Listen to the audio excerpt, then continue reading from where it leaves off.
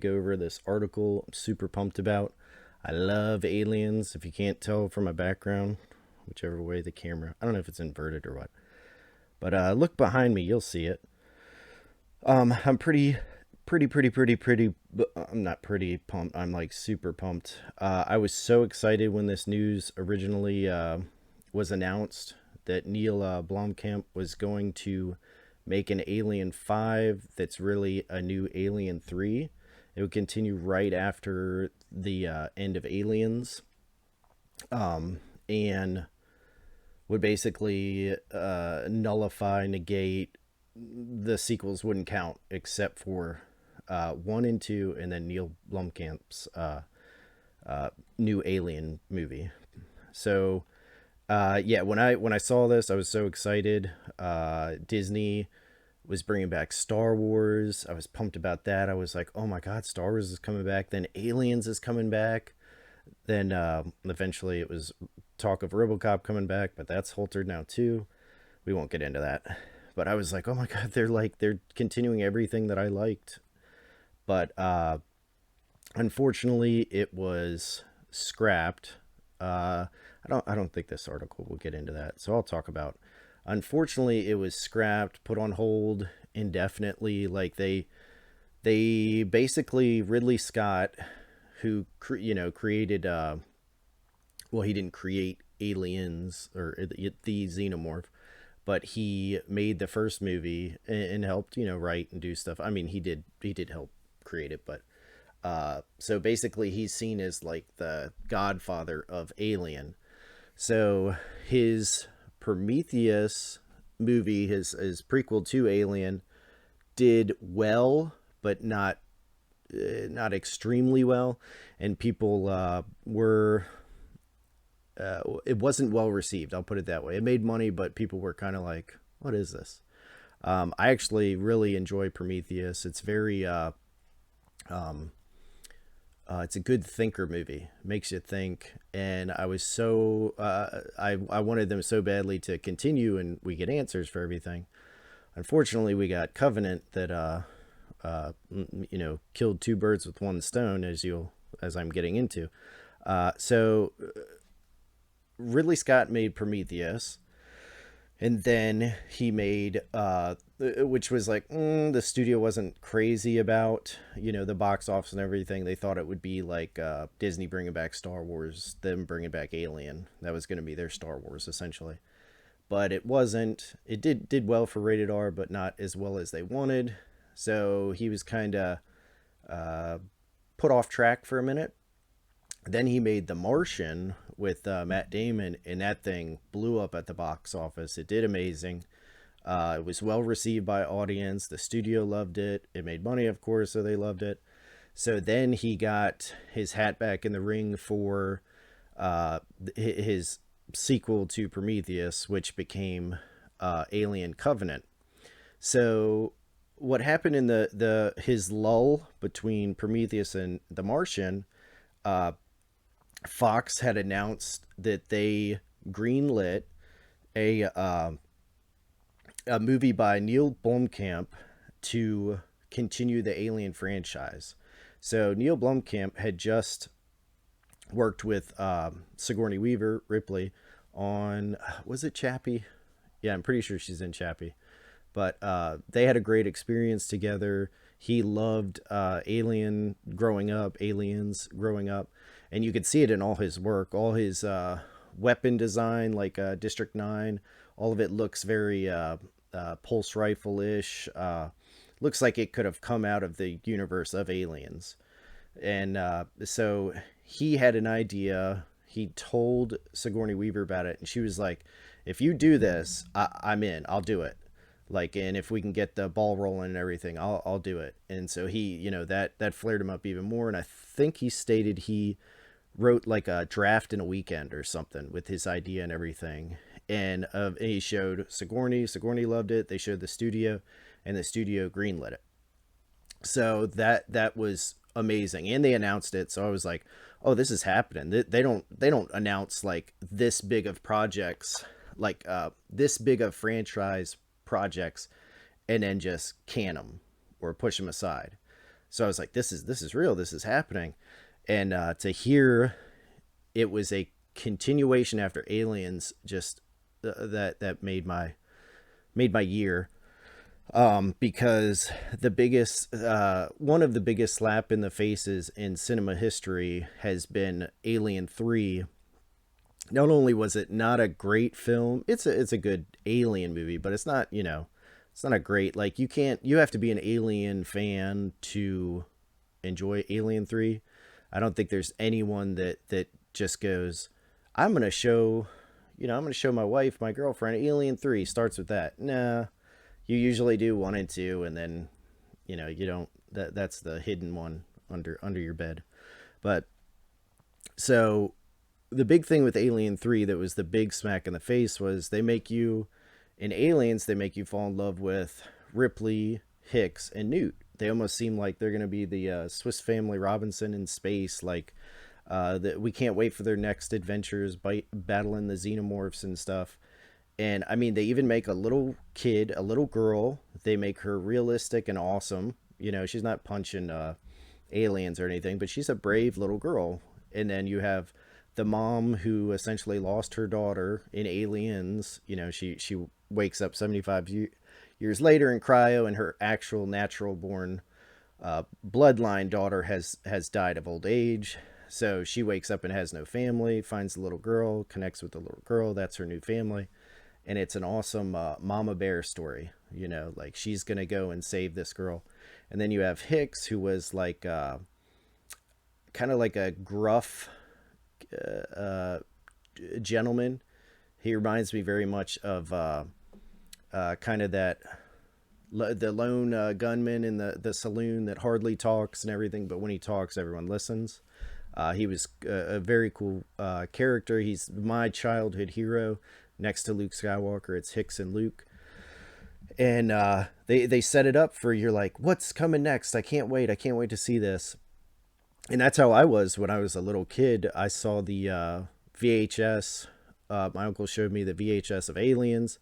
It scared the crap out of me, but it was amazing at the same time. I was addicted. I'd watch it every Sunday because, like, Fox would have it on all the time after the, like, X-Men cartoons and stuff. They'd show movies where I live, at least, and it would come on, and I'd watch that sucker like every Sunday. And if it wasn't on, I put in the VHS. So I was obsessed, loved it, and wanted to see where it was going. Well, I didn't know that Alien 3 had already come out and what their fate was. No one told me. Like, I guess because my dad didn't like Alien 3. I don't know if he even saw it till I watched it.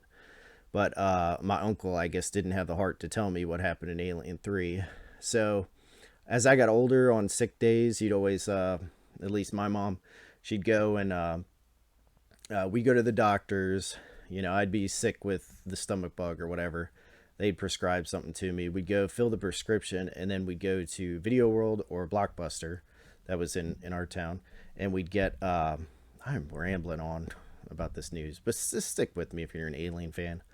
Uh, and I would rent, I had Aliens, but I didn't have Alien and Alien 3. So I would rent Alien a bunch, but one day I was like, well, I gotta see 3, even though everyone's kind of like, it's not good, it's not good.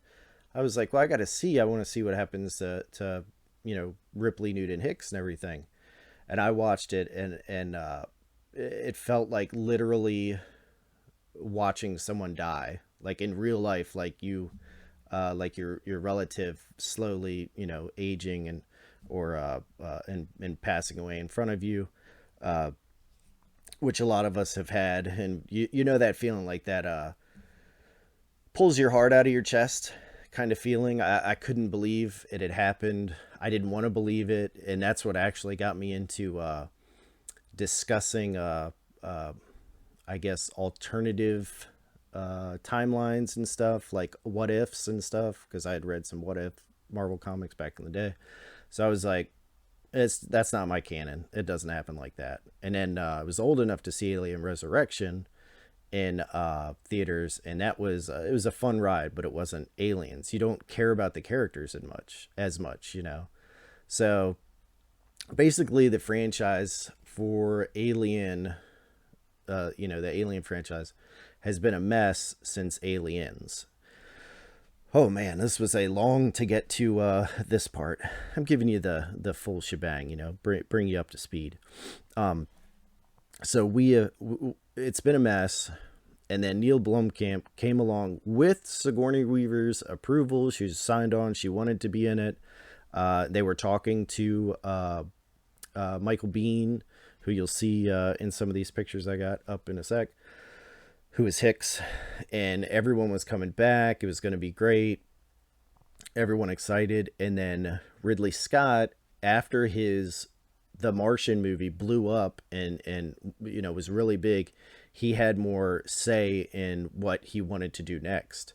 And he told the studio, I want to make my sequel to Prometheus. Like, this is my franchise, essentially. This is my Star Wars, like Lucas to Star Wars, Ridley, is to Aliens. And he's like, basically, he was like, you're not going to make this Alien 5 with Blomkamp when I'm trying to do Prometheus, because it could mess with my canon, essentially what he wanted to create. And that super pissed me off, because for one, we got Alien Covenant that's not, it's not bad, but it's Alien 3, Alien Resurrection level. Like, it's good, but it's not for one, it's not a good sequel. They kill off Shaw in between Prometheus, so it's not even a good sequel to Prometheus. And then it's not a great Alien film either. So you push Neill Blomkamp, who's in the future, and you could say it's alternate timeline, and it doesn't even affect Ridley's vision. But they caved to Ridley Scott and shelved Neill Blomkamp's vision and what he was going to do, and the world is a dark place because of it. But so it's been canceled. Let's just put it that way. It's been canceled. More art has leaked. I'm hoping that this is like a sign that there's talking about doing this, because Disney has now bought Fox. Disney loves crunching numbers. They love seeing money, basically, and where you can make money. And they love simple money, like, redoing every Disney live action or animated movie into live action and stuff. So, and I think from the story that I've heard of it, it would be it would be in their wokish category. It's two strong female leads, leading the boys along and wiping out some aliens. So let's get into this article. Then I'm going to look at the pictures and tell you pretty much the story that I've known from reading leaks and different things. So this is from AVP Galaxy. They're the best alien news site on the web. Thank you guys for your site. It's awesome. Great news. And they're always on top of some alien leaks or whatever. They know about it. All right, over the years, we've seen a good deal of concept art of Neill Blomkamp's aborted Alien 5, codename Red Harvest. Star Wars originally was codenamed Blue Harvest, so another kind of homage, including some particularly memorable pieces from Jeffrey Thorins? I don't know. In the years since, other artists have been sharing their own work on the project. They've been sharing their own work on the project, but the complete picture of what Alien 5 would have been remains shrouded in mystery. However, with each new image, we get a look at the bigger picture. Concept artist Jeffrey Thorns has recently re-uploaded some work he did on Alien 5 to his artist station, which led me to discover some work he had apparently uploaded 6 years ago that I haven't seen shared around the fandom before. Wow, so maybe AVP News actually broke this. Maybe that'd be cool. So here's his art. We're going to go to his page in a second and really go through it. Make sure you stick with AVP. Thanks for following. Update, he added another picture. So now we're going to go to his site and where his art is. So we're going to go through real quick and let's peek at this stuff. We got that's obviously one of the derelict ships. Ripley discovering some people, cocooned. the man Hicks. I'll talk about that in a minute. Awesome. Look at this team, man. So awesome. Maybe Waterworks or Stealth. Then you got the canine unit. This guy's obviously the heavy. Very cool, man. Very cool. Awesome. Ripley obviously still having problems with synthetics, androids. Checking out the crew, making sure their stuff will be able to handle the aliens, I guess. And I like you got a Japanese flag here, so all the colonies seem to be working together. You got another. It looks like maybe he has gone bad, or the team turned against. I don't know. We'll talk in a minute. All right, and this is obviously the outbreak has happened. I mean, the likeness that this guy drew is amazing. Queen Unleashed in this awesome Japanese tropical environment inside a space station. I think that's so cool. I think that eventually in the future, if we don't wipe ourselves out, it will be we will have stuff like that. This is cool. I imagine this is like a arc engine, almost like an arc reactor that runs the thing, maybe. Or actually, remember these here in a second. Okay, these look like gunners. For this, here you go. Well, I'm glad that's said. So maybe the queen, the real queen, because this looks like something else. Well, that looks like a human. We're going to open that in a new tab so we can look at that bigger. But maybe that's a containment cell, actually, for the queen. So this is the station. I don't know if it's in space or it's on a part of Earth. And then our last one for now is, I'm guessing them trying to get away and aliens chasing them. You got Marine boots here. Could be Hicks. Cool. All right. I think that's all the, well, I'm not going to go through that stuff. All right. So this here, leaks and rumors were that it was this company, Weyland Yutani. It could be Weyland Yutani, or it's bought by somebody. Weyland's bought by someone else, and they are literally growing the alien ship, because it's kind of hinted at in Prometheus, and then the first Alien, that the ship could be organic in nature, like it's literally programmed and grown. Think of like a 3D printer that grows naturally. That'd be great for the environment, you know, replicate cells, different things like that. Here you got obviously somebody cocoon. She sees them and it's tragic. Okay, this is what I wanted to talk about. My dude. Oh, you know what? I should bring up that picture, because I don't think it was in this. All right, you guys get to see all my folders. You tell them an alien nut. I got tons of pictures. Oh yeah, this isn't all the pictures, so yeah, we've seen that. Yeah, we got that. So this is a cool one that wasn't on the site. This obviously is endgame for the movie. You got Hicks backing up his woman and ready to go down fighting with her. She looks like she ain't letting the alien survive. Some futuristic C4, a dead man switch. That is so awesome. Hicks with his shotgun for close encounters. Oh, hang on. Ugh. All right, let me find the other. Well, they're pretty much what we've seen in the other one. Yeah. Oh, this is the one I wanted. So at some point, Ripley, this is the other artist probably that was mentioned in the article. At some point, Ripley's going to don an alien type mech suit, and this most likely could be grown also, which is really cool. And that may be why Ridley Scott didn't want Blomkamp doing it, because if they figured out how to grow or make the aliens or their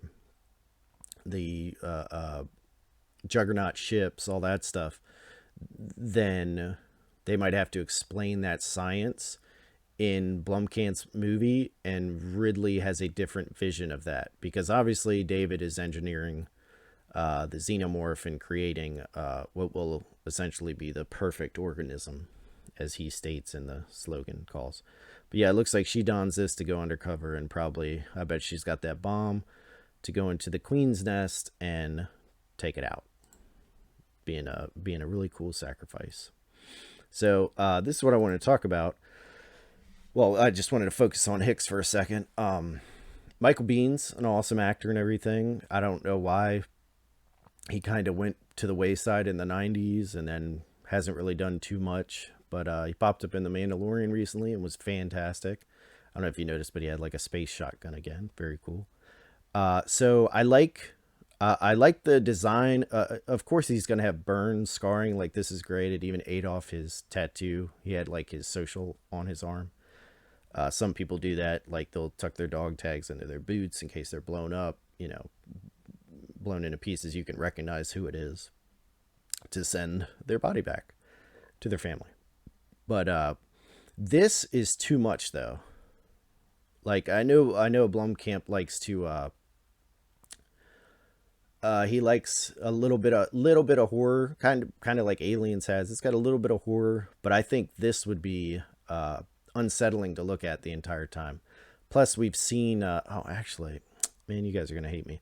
Plus, we've seen the wound that Hicks gets, and it's not that extreme. Like it hurts and it fucks him up, but it's not that bad.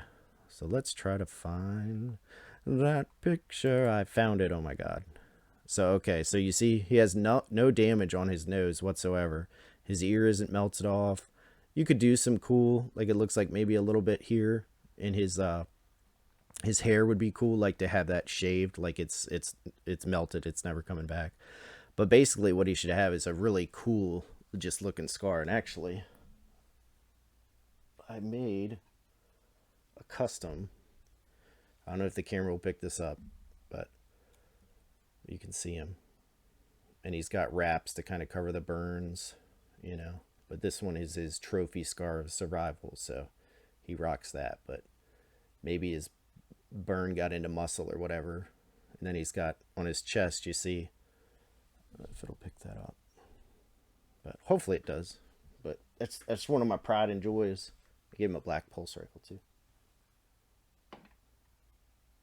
Oh, it's gonna fall. My pride and joy, and then it falls.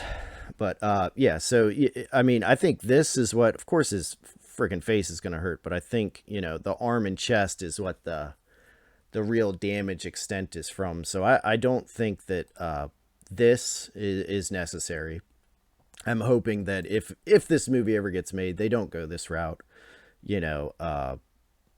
Give his face didn't look like that in the movie. It's not canonical. Then again, they're wiping out the other canon stuff. But yeah, so let him look badass. So yeah, I wanted to zoom in on this. Okay, so look at this. All right, so here's some more. I hadn't seen this picture this up close yet, but it's obviously someone in an alien queen suit. It's almost like that Apex character from the Kenner toy. It was Kenner, right? Toy line growing up. The guy that he could disguise himself and go into the alien nest and everything and wipe it out from the inside. So it looks like they were going that route. But notice her hair is not black or short like Ripley that we see. Look, Ripley's hair is short. Here you have long, dirty blonde, brownish hair. Who has that? Newt. So that's another thing in this film that what Michael Biehn has said at a few like Comic-Con event thingies, where you meet and greet people. He stated that he had the basically the rough draft of the script and everything, like the story outline, and it was basically setting up Newt to be the new Ripley. So I think that's why Ripley, the one picture I showed you, has the bomb and everything. This would end Ripley. But it's setting up that Newt would be right around like 27 to maybe 30. So she's probably been in the armed forces now and this and that. And she's basically grown up hating the xenomorphs. They wiped out her family, wants to serve with Ripley and Hicks and stuff and all that. And this looks like Newt right here. And everyone was hoping that Emily Blunt would be Newt, which would be perfect. Be right around her age range. But that would be amazing. This definitely makes me think that's, what was going to happen. So Newt would carry on. If the film did great, we'd follow Newt again. Maybe Hicks doesn't blow himself up with Ripley per se, and then he's like the dad figure. But somebody's sad here. This doesn't look like it would be Hicks, because his ear looked, at least in this, like it was burnt off. Doesn't really have his likeness either. This is so cool, dude. Look at these. Look at the weapons are dope as hell. That's another thing. Like Alien's pulse rifle, which I have one on the wall there, is so cool. Look at the dog. Even has like a little suit on. I wonder if they could make that for an actual dog, or they just like CGI that on. That's so cool. So this video is going super long. I did not mean to take this long. I'm sorry, but hopefully you're an alien's not like me and you enjoy this. So when I was first looking at this, I was like, were they gonna have Hugh Jackman in this? Because remember, he had just done Chappie with Sigourney Weaver also. He's actually the bad guy in Chappie. And this really looks like Hugh Jackman, like a lot. But if you look close to here, at least, it almost looks like Fassbender. So it's like, I mean, you could either or, use Fassbender and then make the Prometheus story, fit into this universe too. Ripley looking in disgust. Love her flight suit, new look. Love this, love this.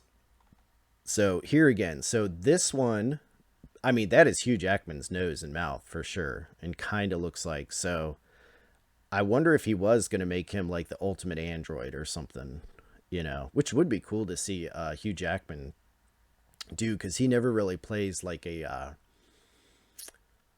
quiet person, like a more stoic. I mean, Wolverine is stoic and doesn't talk that much and growls, but he still emotes a lot. Like, I mean, Wolverine has a ton of energy, anger, all that stuff. So it'd be cool to see him be an android, be like Bishop and Fassbender, very cold, I think that would be cool.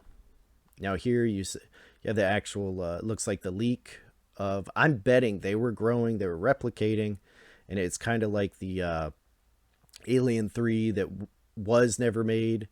They've made a comic about it, an audiobook of the script that wasn't made into a movie with by William Gibson. Hicks, Bishop, Newt, and Ripley are all in that, and survive, and it's a Aliens action movie. It would have been great, but they chose to do Alien 3 instead. But yeah, so she's doing work. She's getting busy surviving or plotting how to kill them all. Queen is obviously unleashed, and that looks like a full-on queen. It doesn't look like I don't want to say fake one, but Resurrection, they have problem cloning, and the queen doesn't look like the queen so much, but this one does. So very cool. Again, probably containment unit, and this is the environment we built for them to, try to train them or something stupid that us humans would definitely try to do. So again, that 100%. That's Newt. This facility is so cool, man. Very cool. It would have been so cool. Please, Disney, make it. I dislike your company so much, but if you make this, I might just forgive you. Maybe, probably not. But I'd be super excited, and I would buy all the figures that were made from it. Hopefully, NECA gets rid of the license and McFarlane gets them, because NECA's not doing crap with the Alien license right now. But what do you think? Do you wish it was made like me? Are you a big Alien fan, Xenomorph fan? My cat's even named Xeno. Well, Xenomorph, but we call him Xeno. But he's Black Cat. And yeah, I want to see this so bad. So bad. I don't know if I'd sell off a child, but maybe Disney, give me a call. We might be able to work something out. Anyway, thanks for watching, and I will see you next time.